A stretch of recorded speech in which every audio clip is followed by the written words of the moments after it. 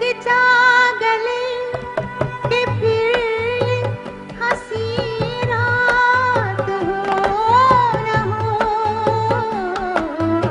शायद फिर इस दागे मफारकत दे जाने वाली बुलबुले हिंदुस्तान लता मंगेशकर ने 6 दिहाइयों पर मुश्तमिल करियर में 30,000 से जायद गीत गाने का मुनफरिद वर्ल्ड रिकॉर्ड कायम किया। लता मंगेशकर ने अपनी तवील तरीन करियर में हर तरह की गुलकारी की। उन्होंने भजन से लेकर गजल और कवाली में भी अपनी आवाज पेश की और लोगों की तवज्जो और प्यार कमाया। लता मंगेशकर ने अपने करियर में फिल्म के लिए नात भी पढ़ी थी, जिसे सुनकर ये महसूस होता है कि ये किसी मुसलमान ने पढ़ी है। लता मंगेशकर ने जिस खूबसूरत अंदाज से नात पढ़ी थी उसकी वजह क्या थी और उनका इस्लाम से क्या ताल्लुक था, उनके दिल में हिंदू मजहब के अलावा दीगर मजाहिब के लिए क्या जज्बात थे, ये सब कुछ हम बताएंगे आज इस वीडियो में। मेरे हाथों में नौ चूड़ियां हैं, थोड़ा ठहरो सजन मजबूरियां हैं, मिलन होगा अभी एक रात की दूरियां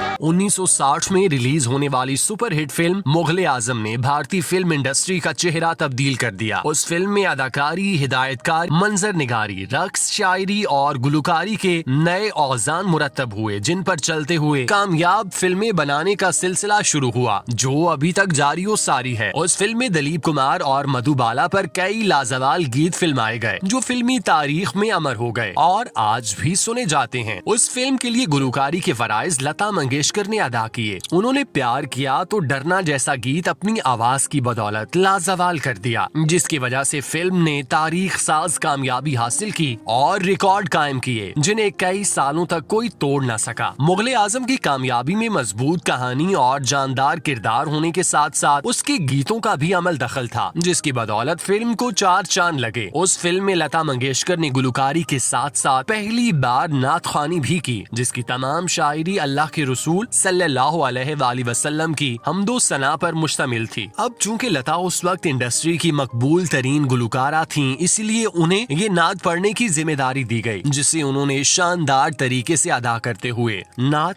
बेकस पे करम कीजिए सरकारे मदीना पढ़ी। उन्होंने इस नात को पढ़ते हुए ये तर्ज इख्तियार की कि सुनने वाला नात के सहर में मुब्तला हो जाए। जब ये नात फिल्म में शामिल हुई तो लोगों ने उसे सुना तो किसी को यकीन ही न आया कि लता मंगेशकर ने ये नात पढ़ी है, क्योंकि उनका मजहब हिंदू था और एक हिंदू किस तरह से नात पढ़ने का मुतहम्मिल हो सकता है। यही वजह है कि उस नात को तवील अरसे तक लता मंगेशकर की बजाय मुसलमान गुलकारा मुबारक बेगम से मंसूब किया जाता रहा। ये उनकी आवाज में रिकॉर्ड हुई है, ताहम बाद में ये हकीकत सामने आ गई कि ये नात मुबारक बेगम ने नहीं पढ़ी, बल्कि इसके पीछे आवाज लता मंगेशकर की ही थी। 2018 में सीनियर सहाफी कामरान शाहिद ने लता मंगेशकर का इंटरव्यू किया, जिसमें उन्होंने उस नात के हवाले से बात करते हुए कहा कि उन्होंने ये नात जब पढ़ी तो उन्हें ये लगा कि ये नात कोई मुसलमान मौलवी पढ़ रहा है, लेकिन दर हकीकत ये आपने पढ़ी। आपने इस नात के तमाम तर अल्फाज का तलफ्फुज बेहतरीन तरीके से अदा किया, तो आपने किस तरह से इस नात को पढ़ा? जिस पर लता मंगेशकर की जानिब से दिया जाने वाला जवाब सुनहरी हुरूफ में लिखने के काबिल है। उन्होंने जवाब देते हुए कहा कि मैं भले ही हिंदू मजहब से ताल्लुक रखती हूँ, मगर मैं बाकी तमाम मजाहिब का एहतराम करती हूँ। मैंने आज तक कभी किसी से इस बात पर नफरत का इजहार नहीं किया कि ये शख्स मुस्लिम है या फिर ईसाई। मेरे दिल में सबके लिए बराबर इज्जत है और यही सोचकर मैंने नात पढ़ी थी, क्योंकि मेरे दिल में इस्लाम के लिए इज्जत थी। तभी मेरी आवाज इस नात से मिल गई और सुनने वालों के दिलों में जा लगी। आमतौर पर जब गुलकारों को इस तरह के मामलात का सामना करना पड़ता है तो वो अपने करियर को महफूज बनाने के लिए इस तरह के प्रोजेक्ट से हाथ खींच लेते हैं कि कहीं उन्हें मजहब की बुनियाद पर इख्तलाफात और तनकीद का सामना न करना पड़े। लेकिन लता मंगेशकर ने जिस तरह से इस नात को पढ़ा, इससे अंदाजा होता है कि उन्होंने ये नात सिर्फ पैसे कमाने की गर्ज से ही नहीं पढ़ी, बल्कि उन्होंने अपने आप को मुकम्मल तौर पर इस शीशे में उतार कर नात के अल्फाज का मफहूम समझा और फिर हालत अपने ऊपर तारी करके उसे रिकॉर्ड कराया। उन्होंने अपने फर्ज को बखूबी अदा करते हुए कोई कमी रवा नहीं होने दी और मुकम्मल तौर पर नात के साथ ऐसा इंसाफ किया कि उसे एक